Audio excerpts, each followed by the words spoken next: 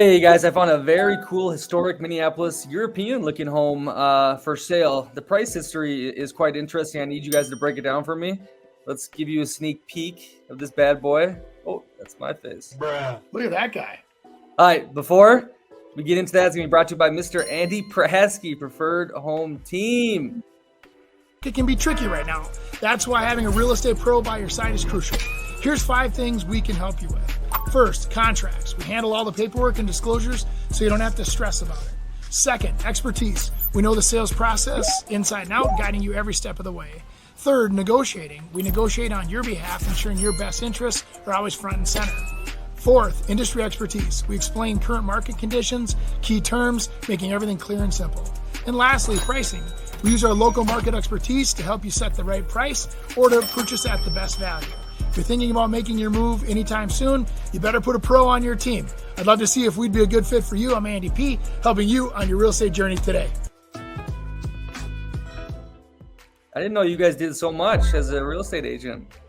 I got to get the word out. People don't know.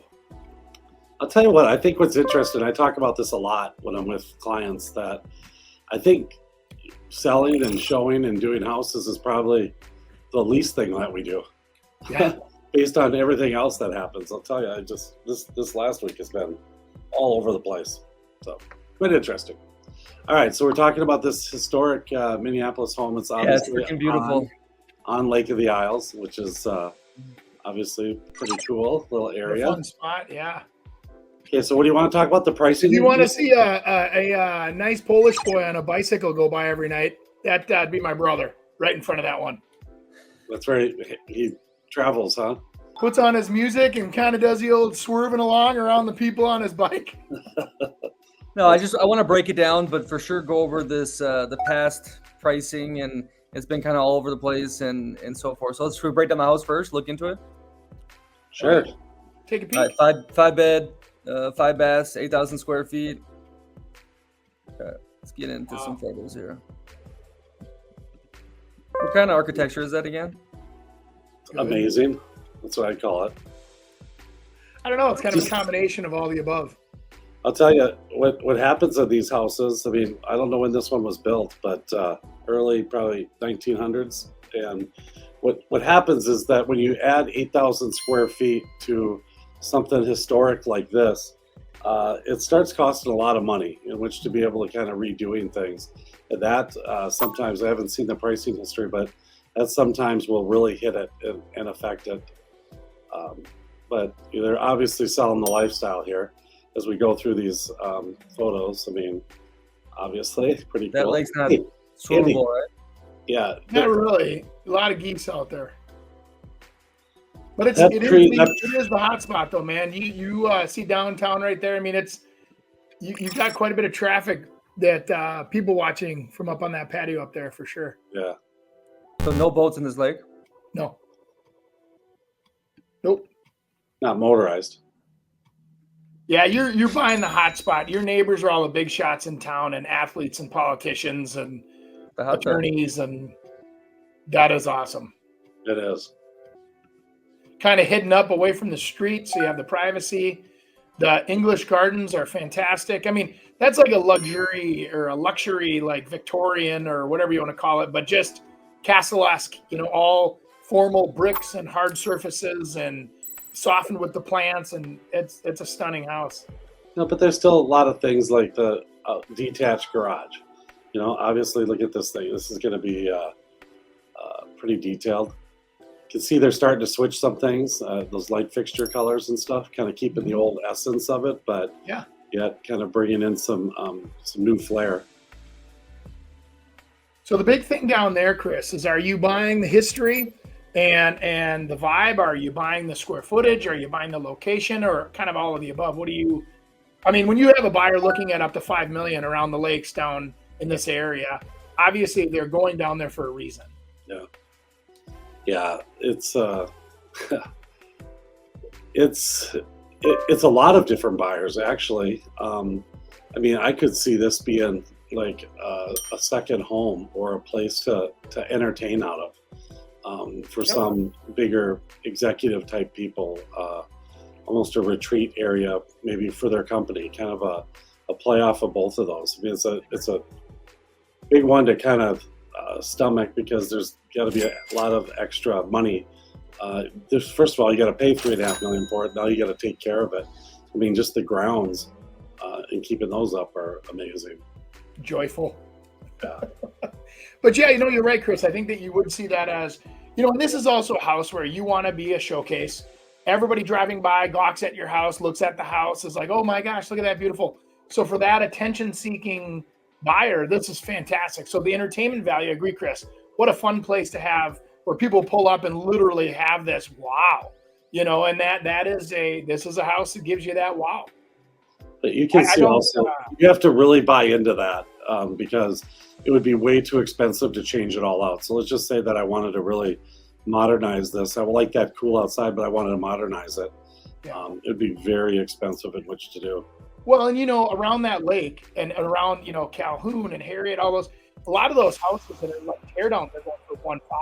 Yeah. So it's like the lot itself is probably half the value plus whatever they have in the house here, which is preserved and pretty fun. This one's pretty turnkey. I think it's I think so too. Newer on the market. I don't know. This one's kind of it's cool, intriguing to me. It's gonna get people in, but again, you start thinking about kind of all the help that it might need or is gonna need. Look at that third story. I think the third story is undone. It's untapped. Look at that. Go back a little, Dick. Yeah, there we go. So that third story where those dormers are from the front is just it's untapped, but they're getting it ready. It's awesome. All spray foamed on the sides and stuff. So because a lot of those older houses are breathing and leaky, and they also cost you, $2,000 a month to heat them. Yeah, exactly. And that's one of the negatives I've heard about bigger homes, like older big homes. And so that would be really nice to have that new Yeti cooler style roof on it, All right, boys. So this is what I thought was interesting. In 2007, listed for $4.5 million. Finally got sold in 2009 for $3 million, right? Now we move up here. There's a reasoning for that. That was when the market decline hit. They just got caught in the wrong time. I mean, 2008 was the big bang, and so they tried to get it on the market ahead of that, and obviously took a $1.5 million hit. Looks like. But then we go back up here. So they finally got sold in 2016, listed for sale for $5 million. End up selling in 2017 for $2.9 million, less than after the market collapsed. Oh, yeah, 2017. But that might go back to our what did it need, So that person that probably had it listed and got it sold, the person that got a real good buy on it maybe didn't have the money to kind of put all of the other stuff into it. Now fast forward 10 years, and that stuff just gets older by that time. And it just declines, and someone comes in and grabs it. And then sometimes, it's just like, hey, let's get out of here. It's time to move. And a lot of people do that. You'd be surprised. You get some right opportunities where they got to go. It's like, especially people with a lot of money. And I'll tell you why. Because the way they think is that, hey, it's okay. We lost on this one. We'll make it on another one. They don't think of it as, oh my God, my life is coming to an end and we have to hang on and hold on for every dollar. That's not the way they think. It's like, hey, it makes sense. They'll get me out of it. And then maybe they'll throw some other things in. Maybe they want, guaranteed earnest money. Maybe they want, hey, I don't want to move anything. The buyer takes all that stuff on, be able to sell it, good deal. It works for both people. Well, I think putting things in perspective, right? I mean, sometimes our entry-level housing, we buy it, we live there, we enjoy it, we improve it, we make money.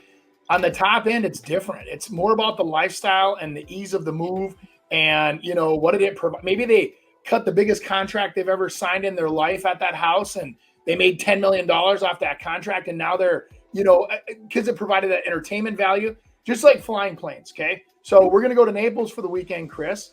We might book, you'd book first class, I might book coach. And this individual buyer might charter a plane and for $40,000 fly private because they don't want to deal with anything. So lifestyles are different. Is that a big loss to do it? Yes, but it provides them with what they need when they want it, as they want it, and they can afford to do it. So who are we to say that that's not a great deal? I think that's what's really important. I was just on a market this week, and one of the things that we talked about was the level of home that this was at, that you really, as an agent, when you're choosing an agent, what's really important is that you need to find an agent that understands what that market is looking for. And I think that's why you start seeing a lot of the same people listing some of the bigger houses, because they understand that market, and people that are selling in that market want someone that can understand it. And they might not, you might be a really good friend of theirs and you're an agent and they're like, what the heck, why did you go with Rooney? Well, Rooney knows that. He understands that area, whether it's Rooney, Prasky, whoever. They get that, because you have to understand your target buyer to be able to market to them successfully. And most people wouldn't think that. It's like, what the heck? Why would you take 500,000 less? There's no way you wouldn't do it. But if you understand the plane analogy that Andy had, it's kind of like, be number one, because I'm able to do it. And it's what they prioritize. Maybe they don't prioritize 500,000. They prioritize getting to Las Vegas, Get to the next project for sure. Yep. And so that's one thing you have to, as an agent, you have to understand and discuss, Yep. But that's the last thing you'd think. Yeah, you go in and you're discussing, what's exit plan and what are you looking for and what's most important to you. I mean, it's not for everyone. Money isn't for every person. I was just going to say, it kind of puts into perspective what a real estate agent does. Yeah. We provide service. If they say dump, we dump. If they say get the high price, we get the high price. And so the thing is we're providing a service to that seller, and the journey for everyone is a little different. So